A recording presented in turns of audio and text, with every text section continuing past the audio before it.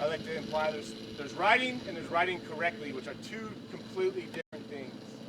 So we're going to go over riding correctly, all right? Again, there's riding around, getting around, and then there's riding correctly. So we're going to just go over the basics of riding correctly. If you ride that motorcycle correctly, it's going to help you progress as a rider, it's going to help you be safe as a rider, and it's going to help you build confidence. And all that equals fun, all right? So this will be a basic intro class, so we'll have some riders that have never rode before, or maybe some riders that are transferring from, like, let's say, like a Honda 110 or a 70 to like a TT 125 or an XR 100. So they never used a clutch before, or never used the brakes or something like that. So we're going to start real basic. I'm going to talk about the controls. After we talk about the controls, I'm going to talk about body positioning, the correct body positioning. And then from there, we'll go out to the field and we'll do some drills, and we'll emphasize those drills and why we do these different body positions, all right?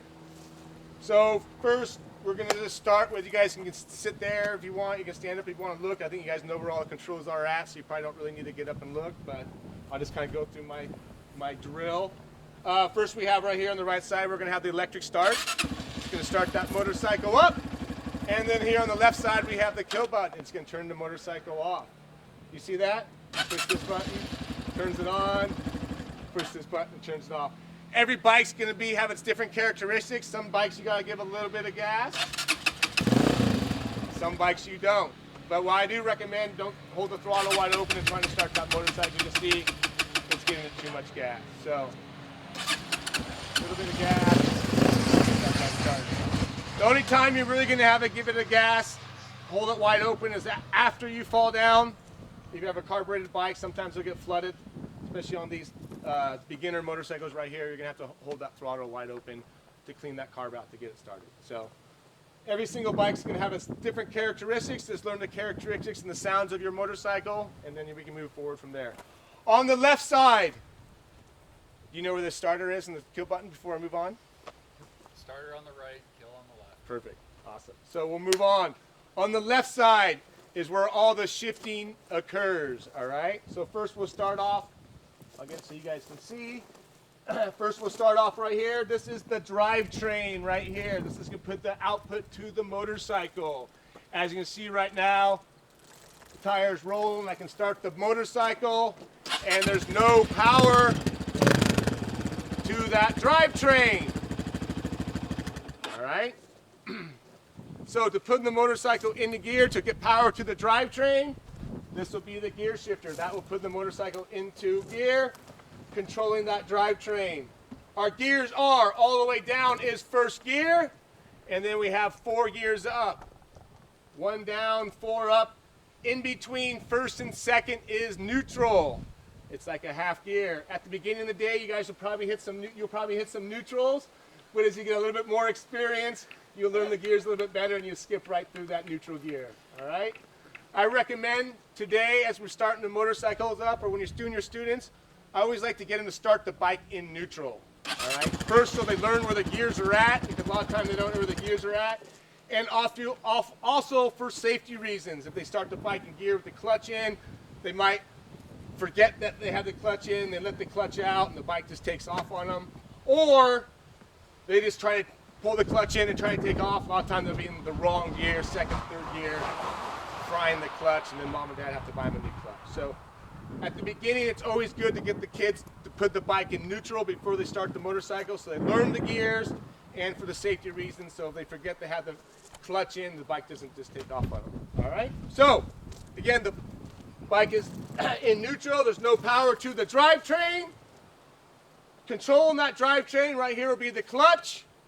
The clutch will control that drivetrain. If the clutch is in, there'll be no power to the drivetrain. And I'll do a quick little example right here.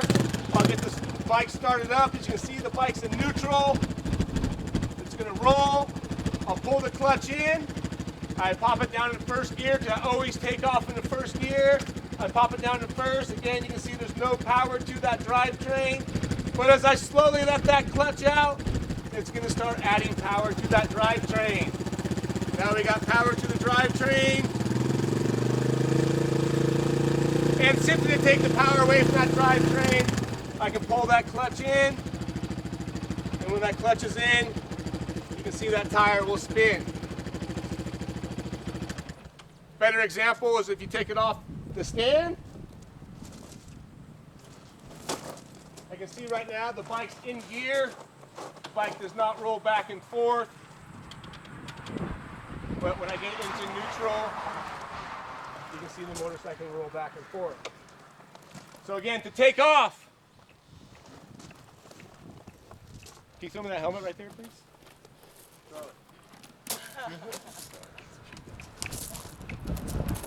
To take off, we have the bike in neutral. Push the starter button, make sure the motorcycle is running. We pull the clutch in, so there's no power to that drivetrain. We'll drop it down into first gear. Just like the starter, every bike has its characteristics. There's going to be a sweet spot on the clutch. So when I start disengaging the clutch, you can see that bike actually will take off by itself. I do not need to add any throttle before I take it off. Wait till the bike grabs that sweet spot. When we do a class, I always have the students, before they take off, I always have them find their sweet spot, pull it back in, find their sweet spot, pull it back in. And once they're confident with their sweet spot, then we can take off and ride that motorcycle. Again, controlling the power to that drivetrain. When I come to a stop, I'm also going to have to pull that clutch in. Again, it's going to kill that power to that drivetrain.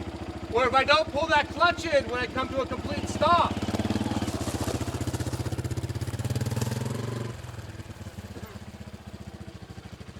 two things will happen. Either that rear tire stops spinning from me adding the brakes, or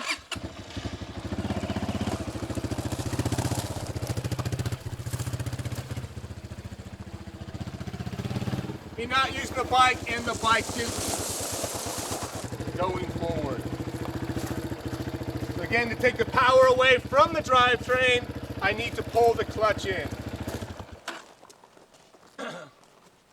Basically, kids are scared of the clutch. The emphasis is to get them not to be scared of the clutch, because the clutch is going to control the bike. So I really focus a lot on the clutch, and a lot of the drills we're going to do, and a lot of the talking we do, we're going to focus as much as we can on that clutch.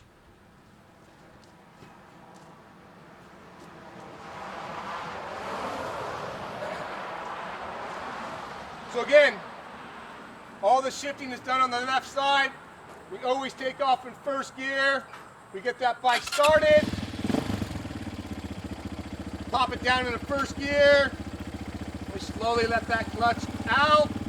And then as I start shifting through the gears, I need to pull the clutch in, take the power away from the drivetrain, let the throttle off, click it up a gear, clutch back out, back on the throttle. So there's third, fourth,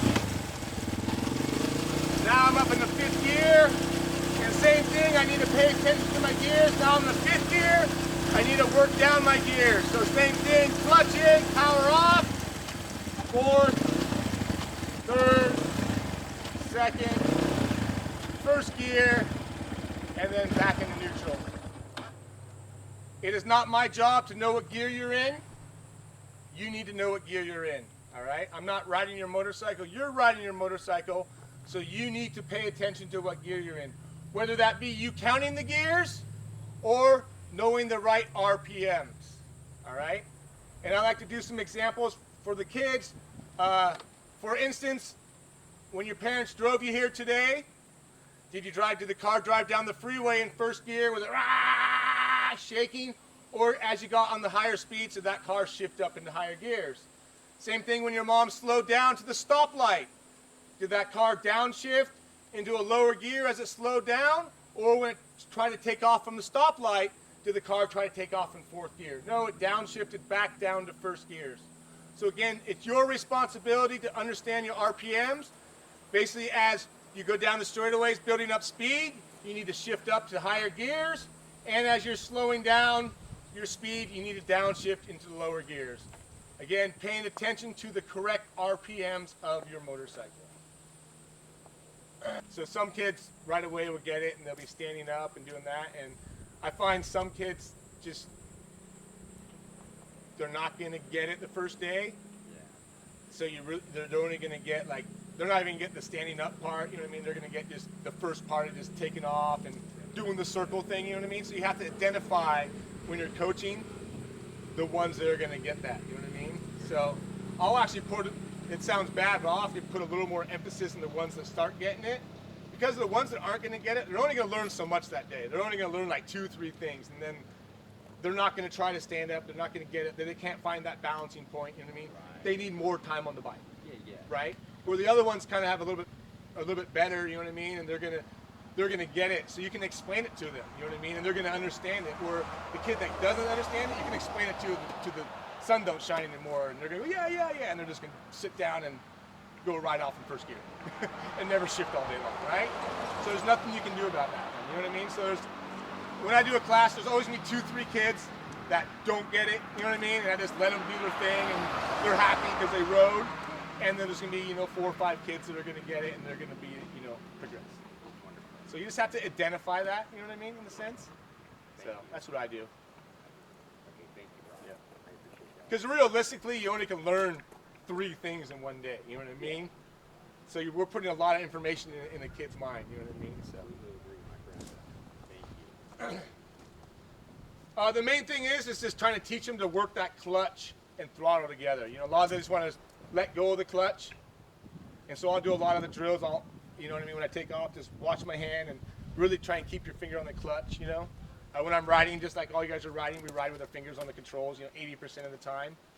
So when we get into that a little bit later, we'll talk about that, and I really try and get the riders to ride with the fingers on the controls, so you can build muscle memory. Just like we're talking about, you only can learn 3 things in one day, but if you build that muscle memory, you're not having to think about use the clutch, having to use the brakes anymore. So the sooner you can get your fingers on the controls, the faster you can start building that muscle memory, and then you're not having to think about using the clutch and brakes as much.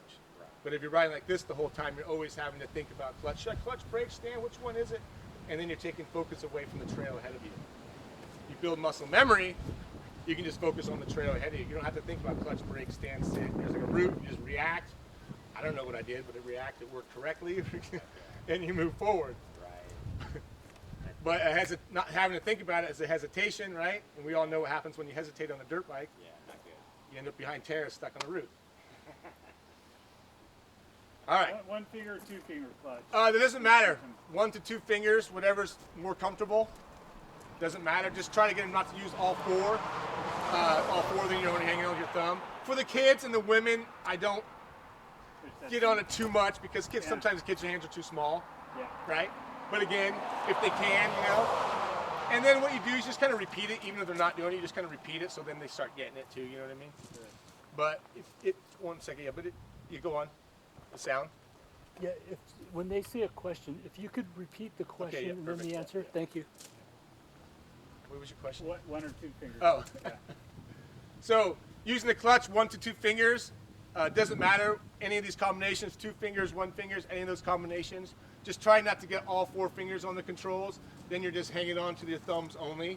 Again, with the kids and women's with the smaller hands, I don't emphasize it as much because they got smaller hands and they might not be able to pull the clutch in or the brakes in. But just try and repeat it to them so they get the idea, and repeat why we do it, so they understand they're just hanging on their thumbs, they're not going to have as good as a grip. Okay. All right. So, now that we covered the left side of the motorcycle, which would be the shifting and the clutch, we'll get to the right side of the motorcycle. The right side of the motorcycle is where all the braking occurs. Down there we have our rear brake, about 20% of our braking, and up here we have the front brake, about 80% of that braking. Respect your front brake. It has lots and lots of power. Not that we don't want to use it, but it has a lot more strength and power than that rear brake. And last but not least, we have the throttle here moving us forward. The best thing is with the throttle is to have a smooth throttle. At the beginner stage, I find the riders, they want rah, and they let off. Now they're fighting their balance because they're slowing down too much. And then they get on the gas hard, then they're scared, so they let off the gas again. They're going too slow, they're fighting their balance. They get on the gas again, they're going scared, so they got to get back on. So it's a vicious cycle. So the sooner you can get them just to have a nice smooth throttle, the easier it is they're going to be able to find their balance point on that motorcycle. And we'll get to the balancing point in a second in that proper body position. But if you don't have that smooth throttle, you're jerking back and forth, it's going to be hard to find that balancing point because you're not comfortable on that motorcycle. The sooner we can get the riders up out of first gear, up into second gear, as you all know, it's a lot smoother in second gear than it is first gear. So although we are shifting up to second gear as soon as we can, it's not about going faster. It's just about it being just a little bit smoother on the throttle. All right? While we have the bike here, going back to the brakes, it's really important that we teach the riders to use both brakes at the same time. Most riders use the front brake only, and at a beginning stage, we want to build the correct riding habits. All right? Again, muscle memory. I understand riders, they're not going that fast, and the front brake's very powerful, and it can slow you down. I totally get it. But what you're doing is you're building bad muscle memory. You learn not to use the rear brake or learn to get a feel of that rear brake. So you go to that front brake only, you slow down, not a problem. But what happens when you get into a panic situation, you get going too fast, the hill gets too steep, maybe a deer jumps out in front of you. You've built enough muscle memory to go to that front brake only, you're going to panic, you're going to grab a handful of that front brake, and it's going to cause you to crash that motorcycle. I'd rather my muscle reaction be the correct body braking position than Wilma Flintstone or Fred Flintstone braking position, which you see a lot. People panic, and this is what they do. It's going to put that bike off balance, and you're not going to be reacting correctly. So another reason we want to use both brakes at the same time. We all know what like a teeter-totter is, I take it, right? Balancing beam, look at the bike, it's a balancing beam, it's centered right here. If I use the rear brake only, all the weight's going to go to the rear end. Look, there's only weight on the rear tire, there's no pressure on the front tire. If I use the front brake only, all the weight goes to the front end. There's a lot of weight on the front tire, there's no weight on the rear tire. But if I'm going to apply both brakes at the same time, it's going to put pressure on both tires. You think I'm going to stop better with pressure on one tire or pressure on two tires? Two tires. We have pressure on two tires, we're going to get better stopping power. All right, so we want to be able to put pressure on both tires. And again, building that better muscle memory on that motorcycle. So again, every time we brake, we need to apply both brakes at the same time. Now that we're using that rear brake, we also need to use the clutch at the same time. We need to learn to simulate the rear brake and clutch at the same time. Where if I just apply that rear brake like we talked about earlier, that motorcycle is going to stall out.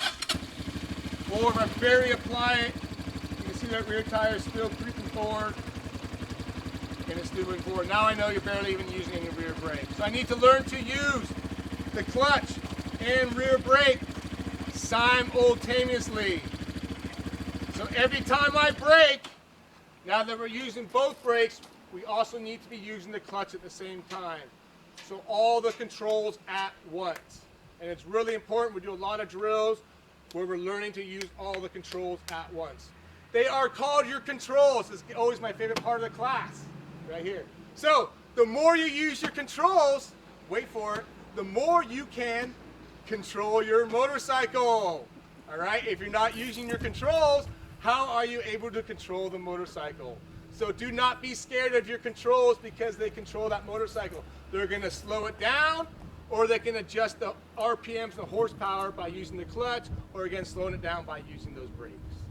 All right? So again, they are your controls. They control that motorcycle. And what I do is like, even the kids that aren't braking, which I totally get, the engine brake, which is totally fine.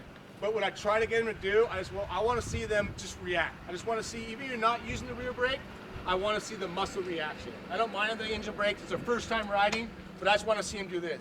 You know what I mean? I want to see the reaction. I don't care if you're stomping on it, but I just want to see the muscle reaction building. That's all I'm really looking for.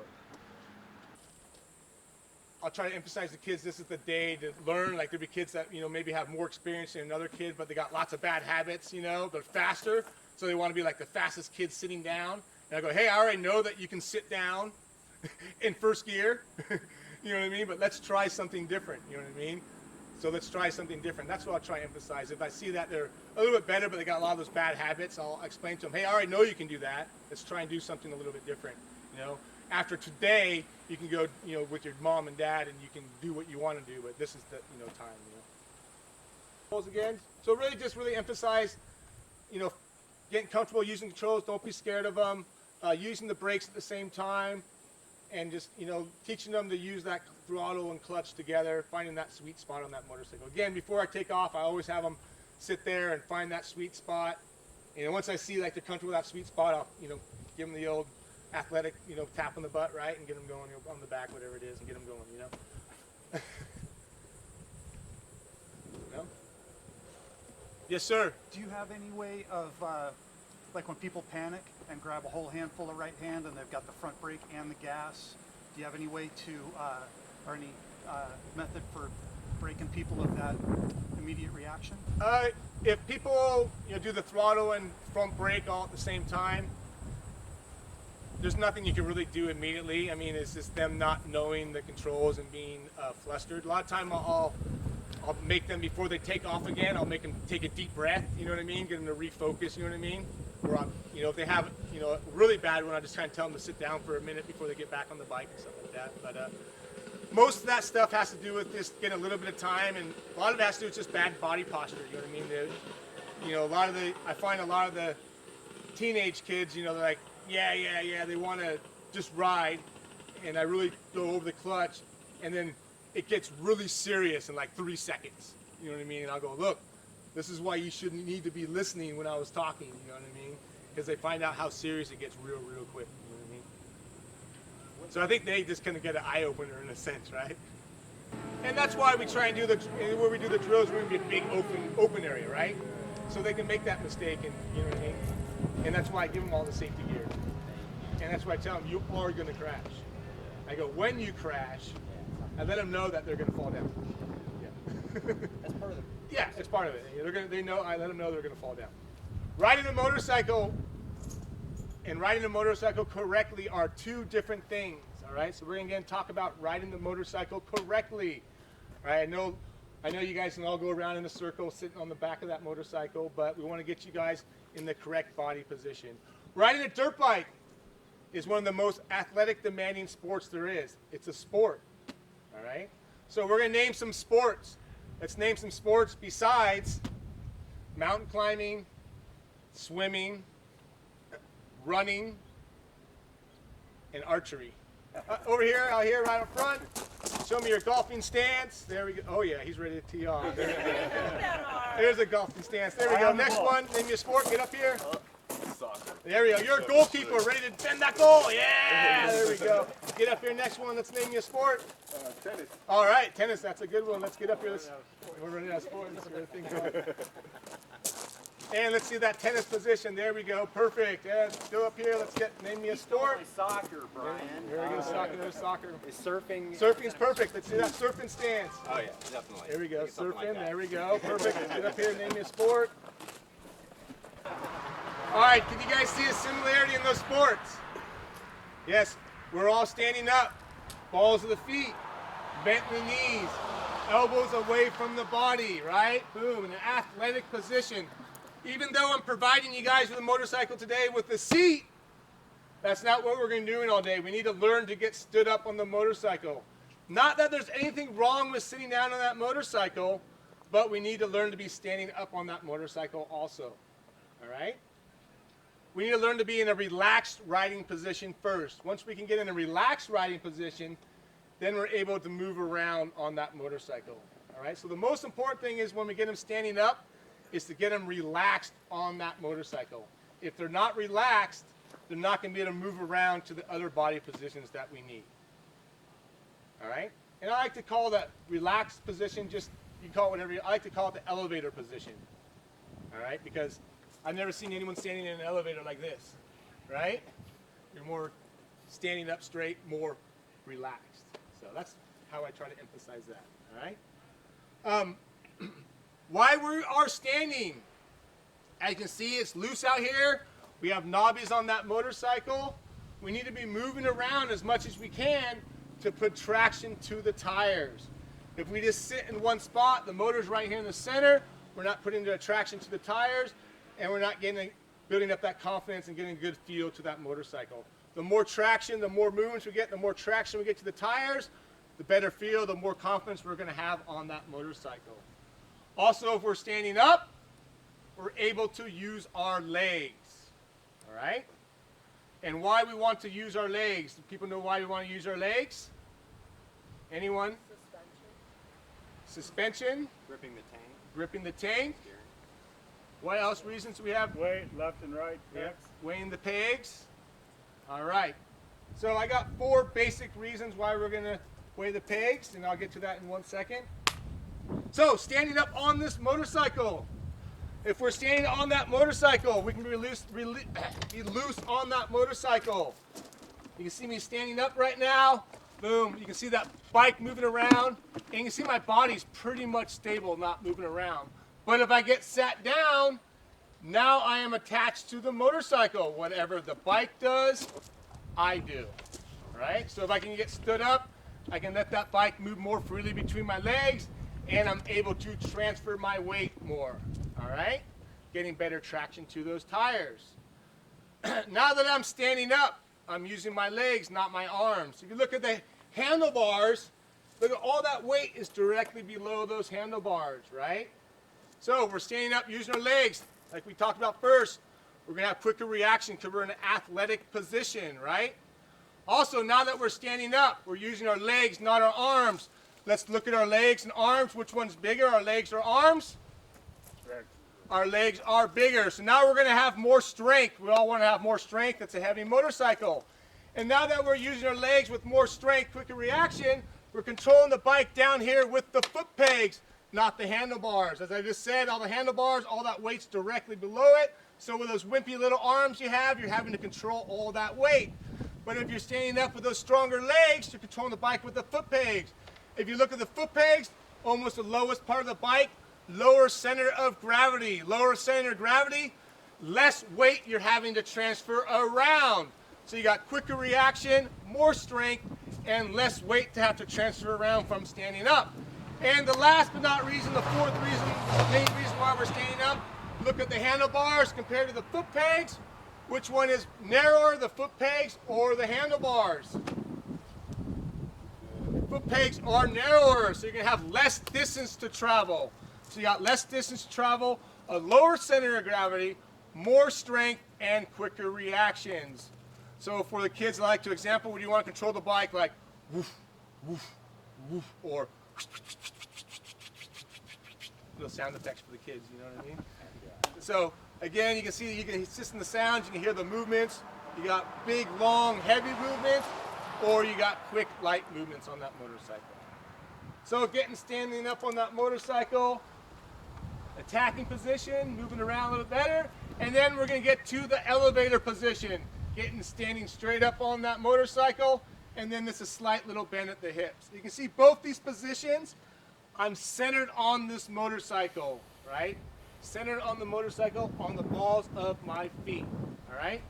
When I'm standing, my chest and head always want to be in front of my knees. One of the bigger mistakes I see with riders, because their parents go, you need to squeeze with your knees, which is not the right thing to say. We don't squeeze with the knees, we squeeze with our legs. I'm gripping the bike here with my ankle and calves. Squeeze with the knees. First thing people do is they go like this and try to ride the motorcycle. You said football, right? Yeah. Come on up here. Boy. You want to play some football, all right? You're going to hit me and just push me back? No, hold on a second.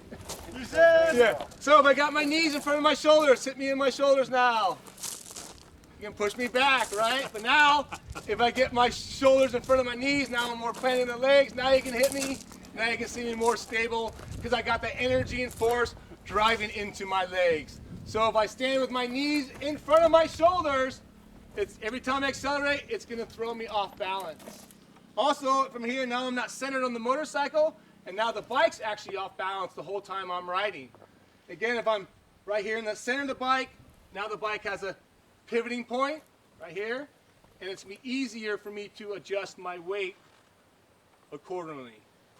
So again, centered on the bike, pivot at the hips right here.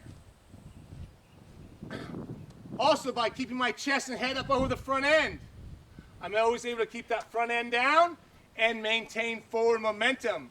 By maintaining forward momentum, it's going to be easier to balance that motorcycle. If I get my weight too far back, I'm going to have to shut the throttle off or use the clutch to modulate to bring the power down. And now I'm slowing down, and now I'm going to be fighting my balance. For an example, going through like a small little rock gully or something. If I slow down too much before it, now I'm fighting my balance. But if I just kept a nice steady pace going all the way through it, I'm going to have better balance and better control of that motorcycle. Also, by keeping my chest and head up over the front end. By keeping my chest and head up over the front end, I'm able to be more relaxed in the arms. The more relaxed I am in the arms, the easier it is to use my controls. If I'm too far back and I accelerate, now I'm falling back on the bike. Whoa. Now I'm having to hang on tight with the arms, and now I'm pulling myself up. It's going to be harder to use that throttle and controls when I'm tight in the arms trying to pull myself up on that motorcycle all day. So if I can keep my chest and head up over the front end, I can be more relaxed in the arms, saving strength, and use those controls much easier. So again, it's really important to find and get them in a relaxed body position. If they're not in that relaxed position, it's going to be hard for them to get them in that accelerating position and that braking position. So, chest and head up over the front end. I like to tell the riders, I'm like an RPM gauge. Whether it be an older rider on your car or on the RPM gauge like in your video game. Every time I accelerate, I roll my weight forward, and as I decelerate, I'm going to roll my weight back. As I accelerate, I roll my weight forward, and as I decelerate, I roll my weight back.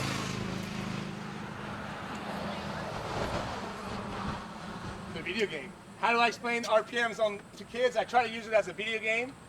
You know, they all got that little game with a little RPM gauge, you know, and I try to go as you run up the RPM, that little lever goes up, you know, and as you slow down, that lever goes down. So they all play video games, so that's how I try to explain it to them. Because they don't know what RPMs are because of the motorcycle, because they don't have a stick or whatever, so video games.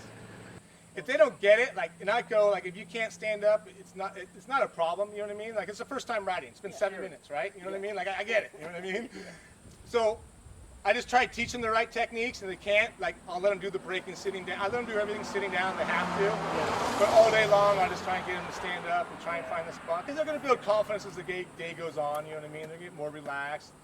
And what a lot of times is they got the wrong body position, right? So it's if they're willing to work on that body position. And a lot of times they're not going to be willing to work on that body position, so they're going to sit down, so you can't just, you got 9 other kids, you can't emphasize that one kid the whole entire time, right? You can keep repeating it to him and give him that motivation, but if he's not confident, he's not going to stand up. But again, I get about 95% of my students to stand up. And you need them to be standing up, because then the bikes, we all ride, the bike's not going to work appropriately if you don't stand up.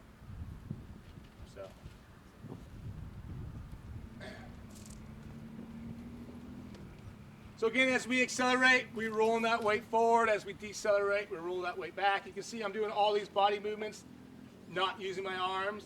I'll be doing a lot of my drills the same, one-handed. So I really want to emphasize how I got my focus on my legs, right? Especially because they're kids, the bikes are heavy. The more strength they're going to have, the better control of that motorcycle they're going to have. All right, now that we're talking about, we got that body position, moving forward, we need to slow that motorcycle down. One of the bigger mistakes I see in beginner riders, the first thing they want to do is when they brake is they want to sit down on that motorcycle. Just like I explained earlier, 80% of my braking is on that front end, so if I sit down, all my weight's going to go onto that front of that motorcycle. So I only can apply so much brake before I start endoing, or probably in this loose stuff, I start losing traction of that front of that motorcycle. And the steeper the hill gets, the more it's going to amplify, right? So what we want to try and do is we want to try and get the riders in a proper braking position. All right? So if we can, we want to try and get the riders in the proper braking position, which will be when we get to the brakes, we want to try standing up on that motorcycle. All I'm going to do is go from this attacking position to a little bit of weight on the back end, and now I got some weight on the front end. So now I'm putting weight on both tires, right? So now you can see just with my feet, I can adjust my weight accordingly to the traction that I need, right? Or if I sit down, again, just all that weight's on the front end of that motorcycle. But if I stay standing in a centered position, weight on the back end, weight on the front end, now I can adjust to my braking, getting the traction I need, having more control of that motorcycle. Also, by not sitting down, I actually can apply more front brake because now all my energy and weight is not wanting to go over the front end of that motorcycle, right? If I sit down early, even though maybe I'm applying that rear brake, I have no weight on that rear tire. There's no traction, right? So that tire can skid, it can go side to side, it can bounce up and down. I don't really have control of that motorcycle. But if I was standing up and braking, now I can get a little bit more weight on the back end, get more traction. I can use my legs to absorb the bumps, or I could use my hips to keep that bike tracking nice and straight. Again, by sitting down and doing this, I have no control over the back end of that motorcycle. So if possible, when we are braking, let's try to find a nice standing up braking position. All right?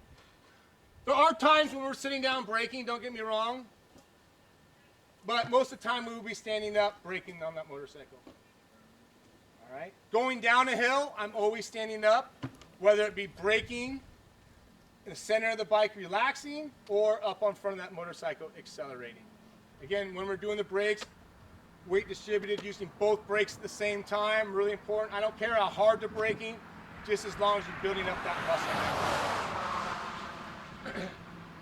Now that we're off the brakes, what do we need to do now? We need to rotate that weight forward. Where if we stay braking with this weight like this, now we go to accelerate, now we're going to fall off the back of that motorcycle. Now I'm tight and tense in the arms. And look at the front tire. The front tire's light. I'm not going to have control of that front tire.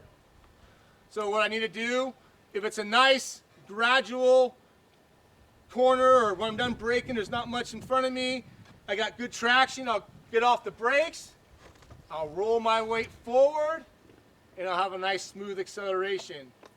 If I don't have as much traction,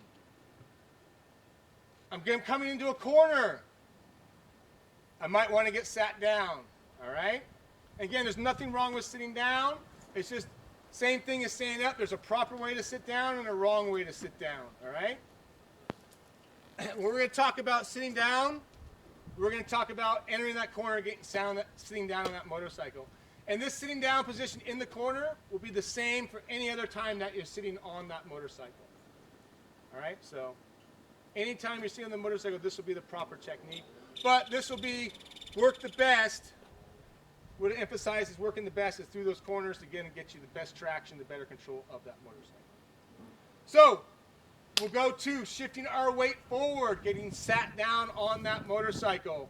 Again, sitting down is when we want to get a little bit better traction. We don't have as much, we don't feel as confident. Getting for the corners, for a little bit tighter corner, we need a little bit lower center of gravity to turn that bike a little bit sharper. Maybe sitting down, going up a hill, whatever that situation might be.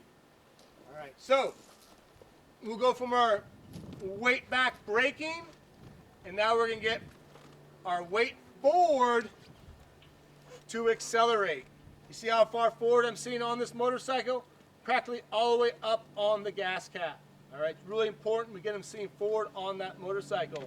That way we got weight on the front end, and that rear tire can pivot off the front of that motorcycle. Name me some reasons why we get our weight forward. Get the front end from washing out. Get the weight from front end from washing out. And what would that characterize for? What would that do by doing what? Why are we? Oh, by increasing traction. But what are we doing by getting up on the front end? We're adding. Oh, weight. Yeah, to the front. Perfect. Spaghetti arms. So by getting up on the front end, we're gonna have more More room. more strength.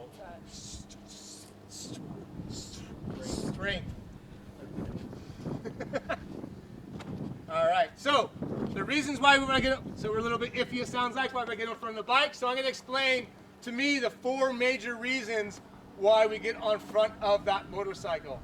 All right. So the 4 major reasons we get on front of that motorcycle is we get more weight on the front end. We're gonna have more weight on the front end. We're gonna have more traction, right? More weight on the front end. We're gonna have a lower center of gravity. What turns better? Dad's big Chevy truck or mom's Lexus, right? Mom's Lexus turns better. It's lower to the ground, right?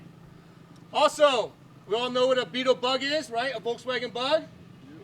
Here's the distance of a Volkswagen Bug, and then my big white van. Which one turns better? The big white van or the Beetle Bug? The bug. The Bug turns better. Shorter turning radius. And last but not least, am I going to lift more weight like this using my shoulders? Or am I going to lift more weight like this just using my arms only? Which one? So if I'm up on top of the bike, I'm going to have more strength. I'm going to have a tighter turning radius. I'm going to have a lower center of gravity, and I'm going to have more traction to the front tire.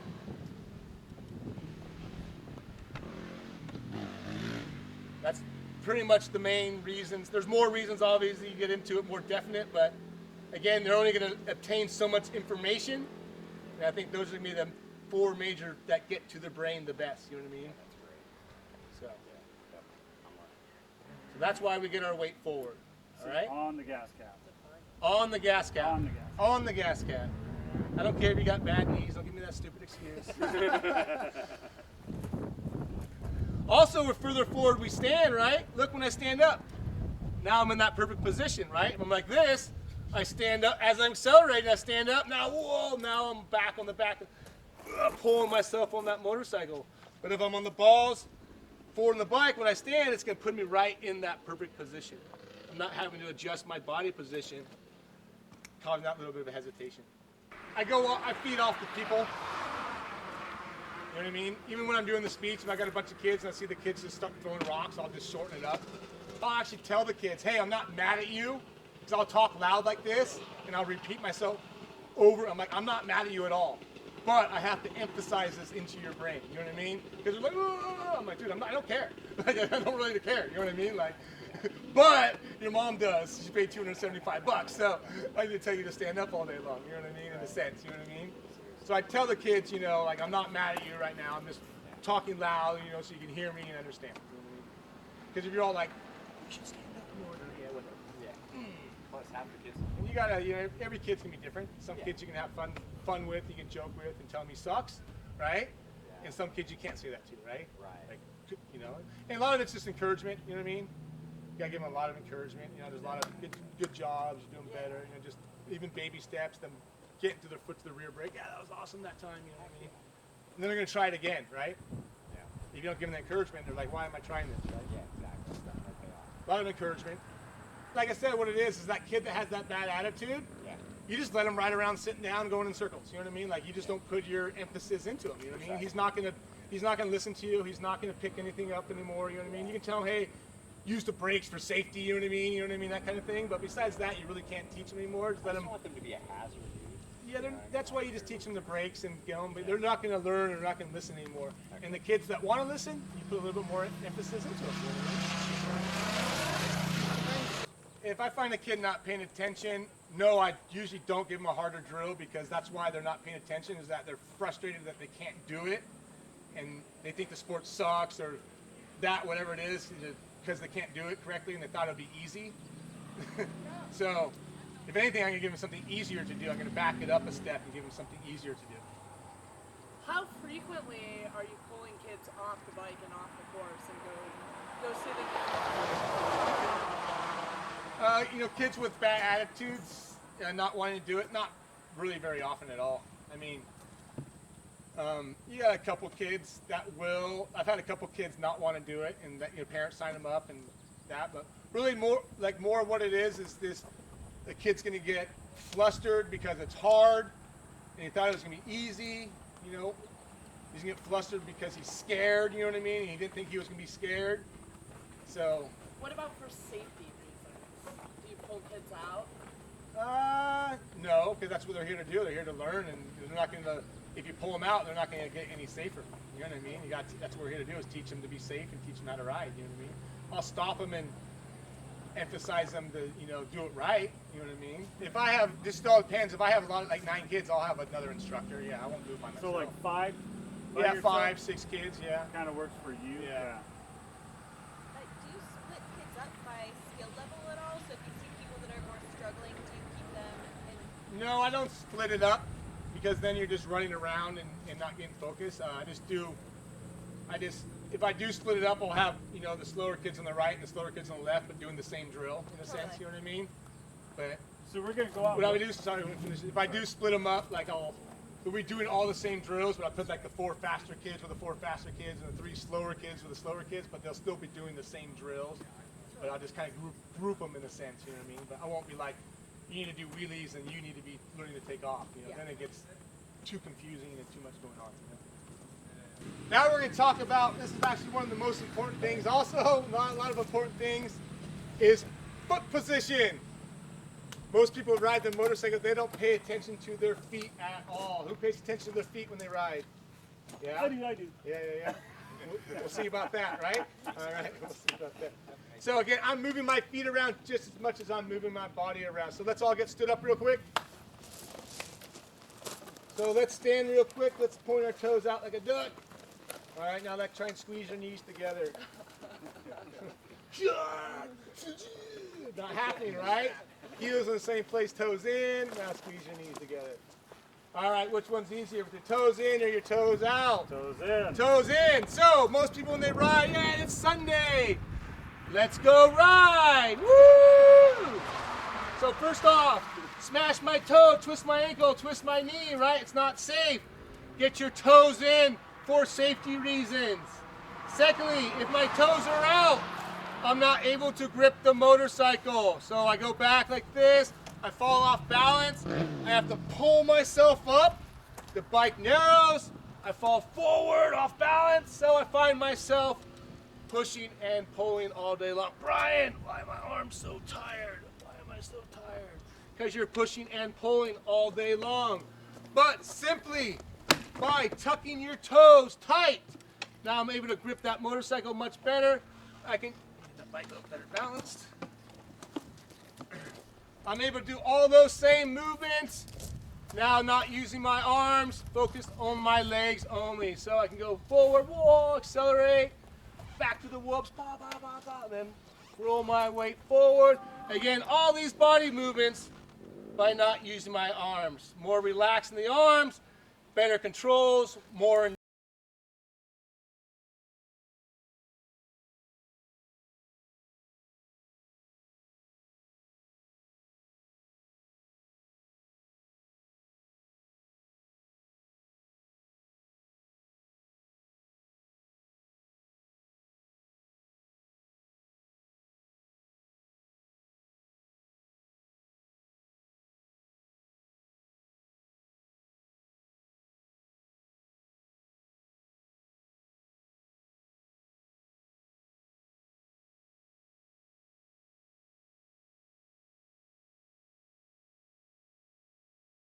go forward.